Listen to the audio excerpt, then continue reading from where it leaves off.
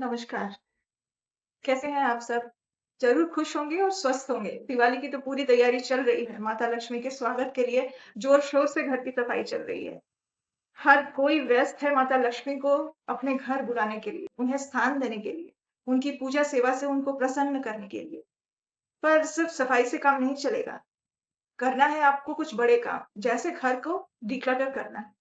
कई बार हमारे कई काम इसलिए फँसे होते हैं क्योंकि घर में ऐसे बहुत सारे अनवांटेड चीज़ें हैं जिसका कोई यूज़ नहीं होता, पर हम अपने घर पर जमा कर रखे हैं ऐसी चीज़ों को। तो डिक्लटर करना बहुत ज़्यादा ज़रूरी है, बहुत ज़्यादा ज़रूरी है।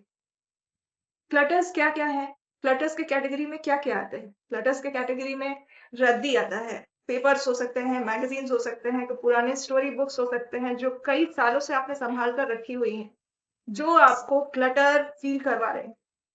पुराने लोहे लक्कड़ जो कभी यूज़ नहीं होते, आप उन्हें स्टोर रूम में बंद करके रखे हुए हैं, उन्हें छतों में आप जमा कर रखे हैं। आपकी रसोई में न जाने कितने पुराने क्रॉकरीज़ पड़े हुए हैं, जो कभी काम नहीं आते, जो मेहमान का इंतज़ार कर रहे हैं।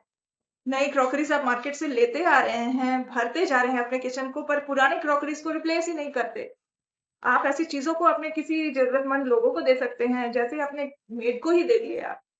तो आपके लिए वो क्लटर है, वो बहुत पुरानी क्रॉकरी है, पर यही चीज़ जब वो मेड को मिल जाएगा, तो उसके घर के लिए एक नया क्रॉकरी आ जाएगा। वो खुश हो जाएँगे।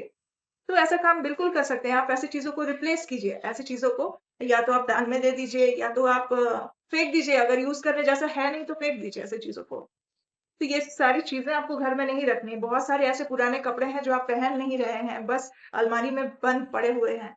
ऐसे कपड़ों को या तो आप ज़रूरतमंदों को दे दीजिए, पर याद रहे, जब भी आप अपने पहने कपड़े किसी और को दे रहे हैं, चाहे वो आपके बच्चे के हो, आपके हस्बैंड के हो, घर के बुजुर्गों के हो या आपके पहने हुए कपड़े हो, जो पुराने हो चुके हैं, अब आपके यूज़ के नहीं रहे, आप किसी ज़रूरतमंद को या अपने मेड को वो सब कुछ दे रहे हैं, तो उससे पहले एक प्रोसेस करना बहुत ज़्यादा ज़रूरी है। वो प्रोसेस है कि अपने कपड़ों से अपनी एनर्जी को वापस ले लेना या उन कपड़ों से उस एनर्जी को निकाल देना। अब एनर्जी कैसे निकल पाएगी कपड़ों से? वो ज़्यादा बड़ा काम नहीं है। वो बहुत ही आसान काम है लेकिन थोड़ा-सा टाइम टेकिंग है। आपको बाल्टी में पानी भरना है, उसमें सेंधा नमक डालना है और उन कपड़ों को कम से कम 4 से 5 घंटे तक आप भिगो के रख दीजिए। ज़्यादा बेहतर होगा अगर आप इन कपड़ों को रात को भिगो के रख दें। बाल्टी में पानी लेना है, उसमें सेंधा नमक डालना है और ये कपड़ों को भिगो के आप रख दीजिए, रात भर भीगे रहने दीजिए और उसके बाद सुबह इनको आप ड्राई कर लीजिए और उसके बाद आप किसी ज़रूरतमंद को बिल्कुल दे सकते हैं ये कपड़े। अब इसमें आपकी कोई एनर्जी नहीं है, आप इनको दे सकते हैं क्योंकि अगर आप बिना ये काम किए अपने कपड़े किसी और को दे देते हैं, चाहे वो धुले हो या ना धुले हों, किसी और को दे देते हैं, तो आपकी एनर्जी ट्रांसफ़र हो जाती है और ये कपड़े जहाँ जाएँगे, आपकी एनर्जी जहाँ जाएगी, उस तरह से आपकी ऑरा और आपकी एनर्जी में इफ़ेक्ट पड़ेगा और एनर्जीज़ में इफ़ेक्ट पड़ना कोई छोटी बात नहीं है। एनर्जी अगर आपकी बिगड़ जाए, तो आपकी आपकी लाइफ़ भी बिगड़ सकती है। आपके किए हुए काम बिगड़ सकते हैं, आप आउट ऑफ फ़ोकस हो सकते हैं, आपकी ज़िंदगी बहुत बदतर हो सकती है। तो ऐसी गलती बिल्कुल ना करें। आप एक छोटा-सा प्रोसेस है, उसे पूरा कर लीजिए और किसी को भी दे दीजिए और ज़रूरी है अपने प्लैनेटरी पोज़ीशंस को सही करना। घर में ऐसी कई चीज़ें हैं, ऐसी बहुत सारी गलतियाँ हैं जो हम अनजाने में कर देते हैं और अपने प्लैनेट्स खुद ही खराब कर लेते हैं। जैसे हमारे इलेक्ट्रॉनिक्स आइटम्स के बहुत सारे वायर्स हैं, जिन्हें हम समेट कर नहीं रखते। चार्जर लगाते हैं, फ़ोन निकाल लेते हैं और चार्जर वैसे ही झूलता रह जाता है। वायर्स हैं कंप्यूटर्स के, टीवी के, बहुत सारे एक-दूसरे के साथ उलझे हुए बहुत सारे वायर्स इधर-उधर पड़े रहते हैं, झूलते रहते हैं घर। ये सारा कुछ मंगल खराब करता है। अगर आप अपने वायर्स को अच्छी तरह से समेट कर रखें, तो आपका मंगल अच्छा होता है। तो इस दिवाली ये काम ज़रूर करें। दिवाली से पहले जब आप सफाई कर रहे हैं, तो सारे वायर्स को अच्छी तरह से सजा कर, आप अच्छी तरह समेट कर रखें, इससे आपका मंगल अच्छा होगा। घर में ऐसा है कि वॉशरूम बहुत गंदा रहता है। वॉशरूम के दरवाजे हमेशा घर के अंदर की तरफ खुले हुए होते हैं। ऐसे चीज़ें राहु खराब करता है। जब राहु का असर घर में पड़ता है, तो लोग कन्फ्यूज़ होते हैं, लोग नशे की आदी हो जाते हैं। लोगों को कुछ साफ-सुथरा करने का या खुद साफ-सफाई का भी मन नहीं करता, लोग नहाने तक से कतराते हैं। ऐसे-ऐसे हैबिट्स आ जाते हैं, अगर राहु भारी हो जाता है। तो हमें ऐसे कुछ नहीं करना है। अपने वॉशरूम को हमेशा साफ-सुथरा रखना है, दरवाज़े को हमेशा यूज़ के बाद बंद कर दें, घर की तरफ जो वॉशरूम का दरवाज़ा कभी भी खुला नहीं छोड़ना चाहिए। घर में बहुत सारे ऐसे इलेक्ट्रॉनिक आइटम्स हैं जो बहुत दिनों से रिपेयर ही नहीं हुए, जो खराब पड़े हैं, यूँ ही घड़ियाँ बंद पड़ी हुई हैं। बहुत सारे इलेक्ट्रॉनिक आइटम्स बंद पड़े हुए हैं जिनको यूज़ नहीं करते हम, यूँ ही पड़ा हुआ है। ये सारा कुछ हमारा जुपिटर खराब करता है। तो घर का जुपिटर को ठीक करने के लिए आप ऐसे सारी चीज़ों को या तो रिपेयर करवा लीजिए या तो आप अपने घर से बाहर कर दीजिए। अगर बेचने लायक है तो उसे बेच दीजिए वरना आप बिल्कुल घर से बाहर निकाल दीजिए ऐसे चीज़ों को। ये जुपिटर खराब कर रहा है, आपके प्लैनेट्स को बिल्कुल बिगाड़ कर रखा हुआ है।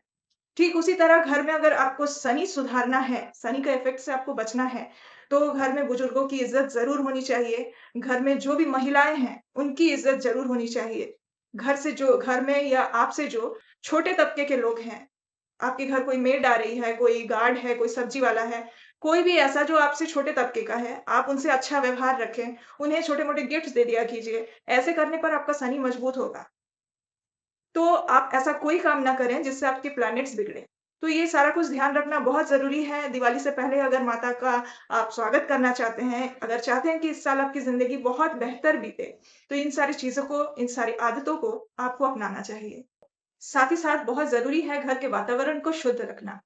घर के वातावरण को हम शुद्ध रख सकते हैं धूप-दीप जलाकर। रोज़ धूप-दीप जलाएँ और कपूर को ज़रूर जलाएँ घर में।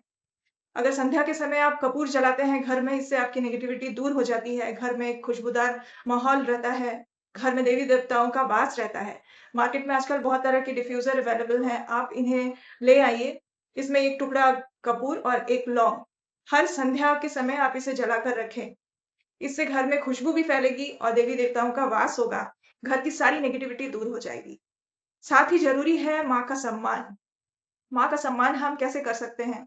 सिर्फ़ पूजा के समय माँ को पूजा नहीं करना, हमें 24 घंटे माँ का सम्मान करना है। वो कैसे? माँ हमारे पास, हमारे घर में रुपए, पैसे के रूप में, ज्वेलरीज़ के रूप में विराजमान है।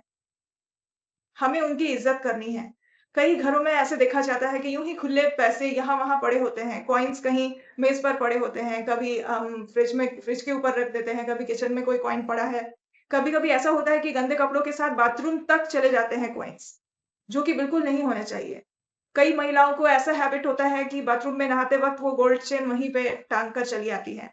यूँ ही यहाँ-वहाँ ज्वेलरीज़ पड़े हुए होते हैं, कोई ड्रेसिंग टेबल पे अंगूठी खोल कर रख देता है। तो इस तरह के हैबिट्स और इस तरह की जो प्रैक्टिसेज़ हैं, ये दर्शाती हैं कि आप माँ का सम्मान नहीं कर रहे हैं। आपको अपनी चीज़ों को संजो के रखना है।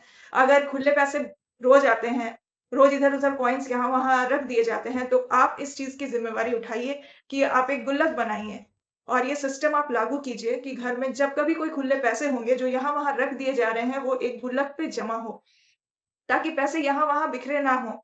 क्योंकि एक कॉइन भी रिप्रेज़ेंट करता है माता लक्ष्मी की। अगर एक कॉइन के बिना हम कोई शुभ काम नहीं कर सकते। किसी भी शुभ काम में एक कॉइन बहुत ज़्यादा इम्पोर्टेंस रखता है। तो इसी तरह इन चीज़ों को सँभाल के रखें, तो मैं ये बिल्कुल उम्मीद करूँगी कि इन सारी बातों को आप बिल्कुल अपनी ज़िंदगी में उतारेंगे, इन चीज़ों को फ़ॉलो करेंगे, इस दिवाली को बिल्कुल अलग तरह से मनाएँगे। तो सिर्फ़ सफाई से कुछ नहीं होगा, आपको अपनी प्लैनेटरी पोज़ीशंस अच्छे रखने हैं, आपको वातावरण शुद्ध रखना है और माँ का सम्मान भी करना है। तो इस बार जब आप तोरण लगाएँ, ये तो आप अच्छी तरह से जानते हैं कि दरवाज़े पे तोरण लगाया जाता है माता लक्ष्मी के पूजा में। तो तोरण के दोनों तरफ नींबू और मिर्ची लगाना बिल्कुल भी ना भूलें। क्या आपको पता है कि नींबू और मिर्ची क्यों लगाया जाता है? ये चीज़ हम बचपन से देखते हैं कि दुकानों में, ऑफ़िसों में और घर के बाहर भी नींबू और मिर्ची लटकाया जाता है। क्योंकि हम जानते हैं कि माता लक्ष्मी की बहन है अलक्ष्मी। माता लक्ष्मी जहाँ जाती है, अलक्ष्मी भी पीछे-पीछे ही आती है, क्योंकि उनकी छोटी बहन होने के कारण माता लक्ष्मी उन्हें मना नहीं कर सकती। तो जब हम उनका स्वागत करते हैं, जब हम उन्हें बुलाते हैं, माता लक्ष्मी की पूजा करते हैं, तो अलक्ष्मी भी साथ आती है।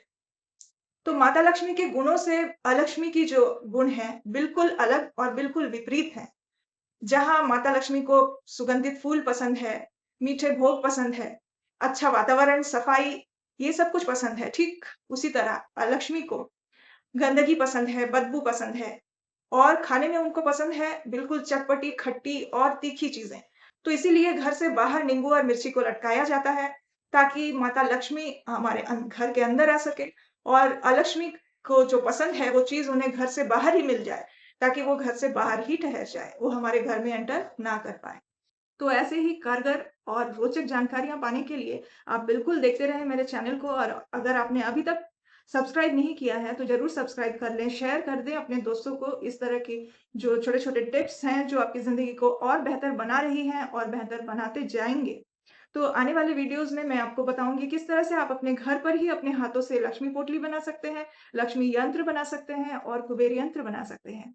ये सारे यंत्र और ये सारी चीज़ें तब काम करती हैं जब आप इसे सही दिशा में, सही वातावरण में रखें। तो इन सारी चीज़ों को आप किस तरह से रखेंगे और किस तरह से व्यवस्था आप करेंगे, जिससे ये आपकी ज़िंदगी को बदल देंगे। ये सब कुछ लेकर आ रही हूँ, ये सारी जानकारियाँ आपको मिल जाएँगी मेरे इसी चैनल पे। आप बस थोड़ा-सा इंतज़ार कीजिए और ज़्यादा से ज़्यादा शेयर कीजिए, ताकि ये जानकारी दूसरे लोगों तक भी पहुँचे, आपके प्रियजनों तक, आपके दोस्तों तक, आपके रिश्तेदारों तक। तब तक के लिए नमस्कार।